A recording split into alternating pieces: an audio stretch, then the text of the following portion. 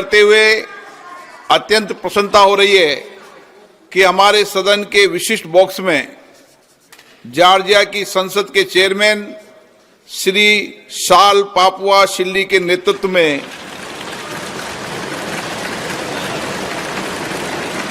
Georgia का उच्च स्तरीय संसदीय शिष्टमंडल उपस्थित है।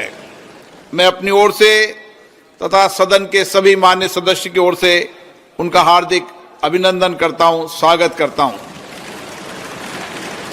माननीय श्री शाल पापुआ शिल्ली और उनके संसदीय शिष्टमंडल की भारत यात्रा दोनों देशों के संबंधों की गहराई का प्रतीक है। उनकी इस यात्रा से दोनों देशों के द्विपक्षीय सहयोग और संबंध और मजबूत होंगे। हम भारत में उनके सुखद, सफल एवं मंगलमय प्रवास की कामना करते हैं। उनके माध्यम से हम जॉर्जिया की संसद तथा वहां की मित्रवत जनता को बधाई और शुभकामनाएं देते हैं। प्रश्नकाल।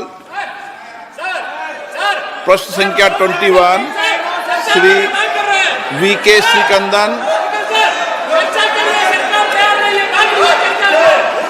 मंत्री जी को माननीय मंत्री जी, एक विवरण सभा पटल पर रख दिया गया।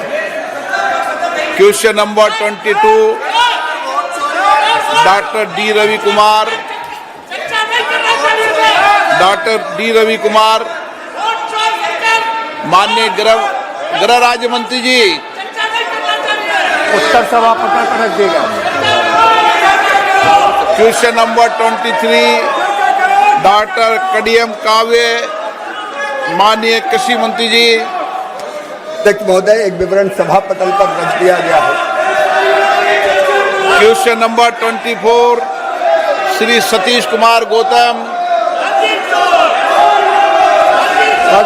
क्वेश्चन नंबर 24 अध्यक्ष जी।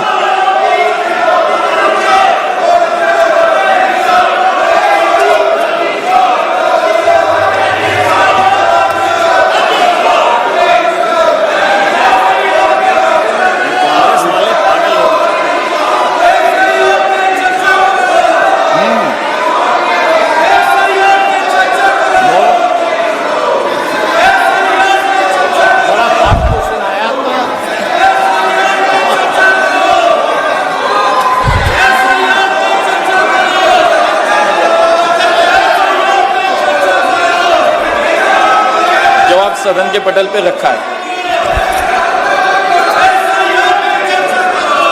माननीय अध्यक्ष जी, मैं आपके माध्यम से माननीय मंत्री जी से पूछना चाहता हूं, वर्तमान में उत्तर प्रदेश सरकार में सहकारिता क्षेत्र में मजबूत करने के लिए अनेक कदम उठाए गए हैं, जा रहे हैं।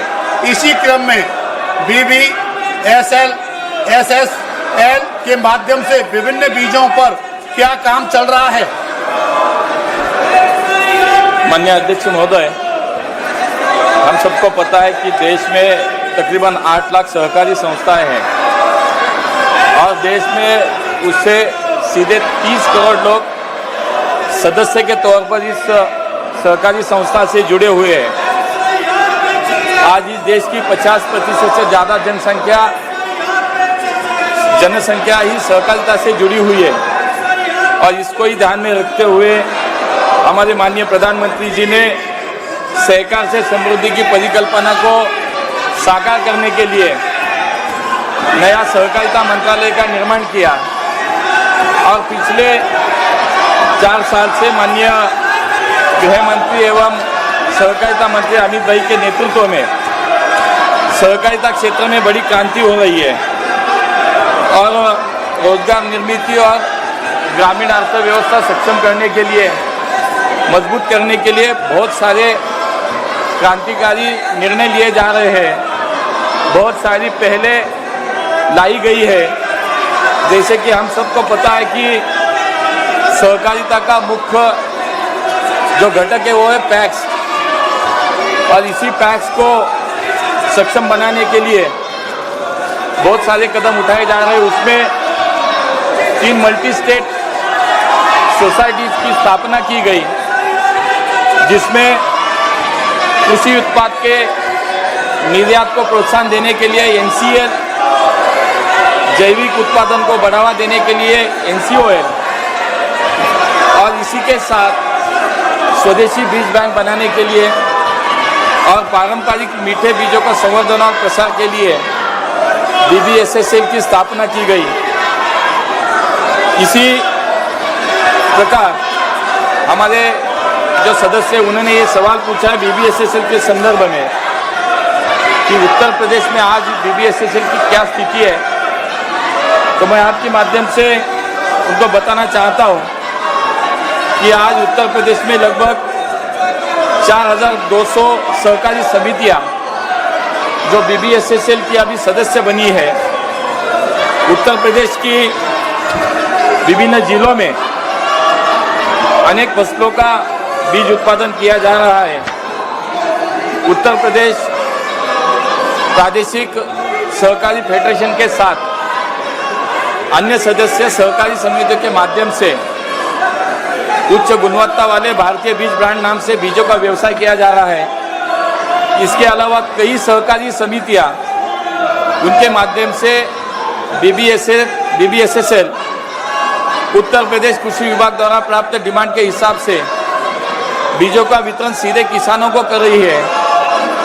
इसी के साथ मूंगफली हो, गेहूं हो, मसूर हो, चना की फसलों का बीज भी राज्यों में उपलब्ध किया जा रहा है। अध्यक्ष जी, आज देश में BBSL की कार्य पद्धति क्या है, पिछले 3 साल में संस्था ने क्या प्रगति की है और आगे आने वाले समय के लिए क्या लक्ष्य तय किया गया है? माननीय अध्यक्ष महोदय, आज पूरे देश में हमारा मंत्रालय भारत सरकार BBSSL के प्रचार और प्रसार के लिए कार्य कर रहा है। सभी राज्यों के सरकार को साथ लेकर हम इसको आगे लेके बढ़ रहे हैं। अब तक देश में 34 राज्यों और केंद्र शासित प्रदेशों ने कुल 33,750 सहकारी समितियां BBSSL की सदस्य बनी है। BBSSL ने भारत बीज के नाम से आज तक लगभग 154 करोड़ के रुपए के बीज बेचे हैं। 18 राज्यों ने BBSSL के साथ काम करने के लिए नोडल एजेंसी को नामित भी किया है, जिनमें से 8 राज्यों के साथ अभी MOU पे हस्ताक्षर भी किए गए हैं। अब तक BBSSL ने 13 राज्यों में बीज लाइसेंस प्राप्त कर लिया है। हमारा ये लक्ष्य है कि वर्ष 2035 तक BBSSL ये विश्व की सबसे बड़ी 5 बीज उत्पादक कंपनियों से में एक बने और लगभग 25,000 करोड़ रुपए का कारोबार करने का आज हमने लक्ष्य रखा है। आज देश में अब तक 34 राज्यों और केंद्र शासित में कुल 33,700 समितियां सदस्य बनी है। मुझे लगता है कि इसके माध्यम से सहकारिता आंदोलन को सक्षम बनाने का कार्य BBSSL के माध्यम से भी करने का हमारा प्रयास है।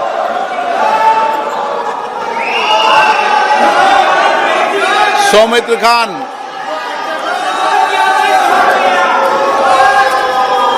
नमस्कार सर।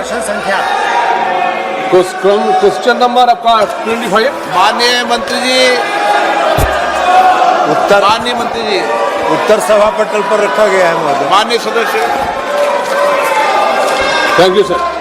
आज के आमियो धरना যে বাঁকুড়া ডিস্ট্রিক্ট মৎস্য উৎপাদন কেন্দ্রে ওই রামসাগরে যেটা আছে সেটার একজন আমিও ওই পরিবারের অংশ এবং ওই ওখানে থাকি। তো আমার কোশ্চেন হলো পশ্চিমবাংলায় এই 5 বছরে 545 কোটি টাকা पिछले 54 करोड़ रुपए आवंटित किए गए हैं, लेकिन टीएमसी की सरकार केवल 51 करोड़ रुपए खर्च कर रही है और जो शेष राशि बैंक में बची हुई है उसका इस्तेमाल वो कब कर रहे हैं। बहुत सारी सहकारी एजेंसियां हैं, क्या केंद्र सरकार सीधे तौर पे इन सहकारी समितियों को सीधे तौर पे भुगतान कर सकती है? हमारी जो राज्य सरकार है वो कर रही है, वहाँ इस धन को खर्च कर रही है जहाँ जिसके लिए उसका आवंटन नहीं किया गया है। मैं जानना चाहता हूँ कि क्या केंद्र सरकार सीधे तौर पे सहकारी समिति को ये धन भेज सकती है। मैं जानना चाहता हूँ कि क्या केंद्र सरकार इन सहकारी समितियों को सीधे धन उपलब्ध करा सकता है। अध्यक्ष महोदय, माननीय सदस्य का जो प्रश्न है वो बहुत ही माकूल है, इसलिए कि हमारे देश के प्रधानमंत्री आदरणीय नरेंद्र मोदी की यह धारणा है कि हमको अगर विकसित भारत बनाना है तो सभी राज्यों का और सभी क्षेत्र में समान रूप से विकास हो, और जब तक सभी राज्य विकसित नहीं होंगे, हर क्षेत्र विकसित नहीं होगा, तब तक हम विकसित भारत की कल्पना नहीं कर सकते। और इसी उद्देश्य को ध्यान में रख के आदरणीय प्रधानमंत्री नरेंद्र मोदी जी इस योजना को मत्स्य पालन के क्षेत्र में जो उन्होंने प्रधानमंत्री मत्स्य संपदा योजना प्रारंभ किया, उसने पूरे देश में मछली के उत्पादन में एक क्रांति लाने का काम किया। लेकिन दुख की बात यह है कि पश्चिम बंगाल की सरकार ने इसमें कोई सहयोग नहीं किया। अध्यक्ष महोदय, मुझे आपको बताना है कि 2 वर्षों तक 2020-21 और 2021-22 इन 2 वर्षों ने राज्य सरकार ने प्रधानमंत्री मत्स्य संपदा योजना को स्वीकार नहीं किया। 22-23 से उन्होंने स्वीकार किया। केंद्र सरकार ने पश्चिम बंगाल में जो प्रधानमंत्री मत्स्य संपदा योजना में खर्च का लक्ष्य रखा था 910 करोड़ रुपए, और उसके एवज में जब 22-23 से शुरू किया भाग लेना पश्चिम बंगाल सरकार ने, तो मात्र 221 करोड़ रुपए का ही प्रस्ताव वहां से प्राप्त हुआ, जिसमें आज तक जो राशि आवंटित की गई है केंद्रीय शेयर की 221 करोड़ रुपए, उसमें मात्र 114 करोड़ रुपया अब तक जारी किया है 221 करोड़ में, और मात्र 58.51 करोड़ पश्चिम बंगाल की सरकार ने खर्च किया है। 22-23 से आज तक जो पश्चिम बंगाल की सरकार का खर्च का जो रेशियो है वो मात्र 51%। अब अगर राज्य सरकार सहयोग नहीं करेगी तो फिर केंद्र सरकार कहीं पर नहीं। मैंने स्वयं पश्चिम बंगाल में जाके इसकी समीक्षा किया 2 अगस्त को इसी वर्ष, और बहुत ही कनीय रैंक के अधिकारी आए जिनको कुछ पता नहीं था। जब मैंने पता किया तो मालूम हुआ कि उच्च स्तर पर निर्णय हुआ कि भारत सरकार की किसी बैठक में सबसे निम्न स्तर का अधिकारी जाएगा। यह है राज्य सरकार का सोच। तो इस देश को विकसित करने का प्रधानमंत्री मोदी जी का जो लक्ष्य है, उसमें राज्य सरकार जहां सहयोग नहीं कर रही है वहां कठिनाई हो रही है। हमारी जो योजना है वो हम राज्य सरकार के माध्यम से खर्च करते हैं, सीधे तौर पर सहयोग समिति को हम नहीं देते हैं। उनके लिए FIDF है, फिशरी इंफ्रास्ट्रक्चर डेवलपमेंट फंड है, वो उसका उपयोग करके आगे बढ़ते। माननीय सदस्यगण, मैं पुनः आपसे आग्रह कर रहा हूं कि प्रश्नकाल महत्वपूर्ण है, आप सदन में भागीदारी निभाएं। माननीय सदस्यगण, मैं जिस तरीके का आचरण आपका देख रहा हूं संसद के अंदर और कई माननीय सदस्य संसद के बाहर जिस भाषा का प्रयोग संसद के लिए कर रहे हैं, वह न संसद के हित के लिए न देश के हित लिए है। अगर उनके राजनीतिक दलों की यही परंपरा है तो देश देख रहा है संसद के अंदर विरोध असहमति लोकतंत्र में होती है, लेकिन मर्यादा बनाए, शालीनता बनाए और हमारे प्रयास से संसद की मर्यादा गरिमा ऊंची हो। मैं हमेशा हर मुद्दे पर, हर विषय पर आपको पर्याप्त समय, पर्याप्त अवसर देता हूं, लेकिन मेरा आपसे आग्रह है, दुनिया का सबसे बड़ा लोकतंत्र जो दुनिया के अंदर मार्गदर्शन देता है, हमारी संसद की मर्यादा परंपरा भी उच्च कोटि की होनी चाहिए और विशेष रूप से आपका व्यवहार और आचरण संसद की मर्यादाओं के अनुरूप हो, ये मेरा आपसे आग्रह है।